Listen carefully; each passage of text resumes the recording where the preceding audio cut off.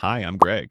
And today, we're putting a cat in a box. No worries. It's imaginary, like my social life. So here's the deal. You've got a cat, a box, a poison device, and a radioactive atom. What could possibly go wrong? If the atom decays, the poison is released. If it doesn't, the cat lives. But until you open the box, the cat is both dead and alive at the same time. Why?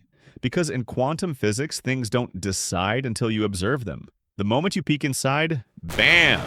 Reality picks a side. It's called the collapse of the wave function. Sounds dramatic. It is. So, is the cat alive or dead? Greg says yes. Also, maybe it's just pretending to sleep, like most cats.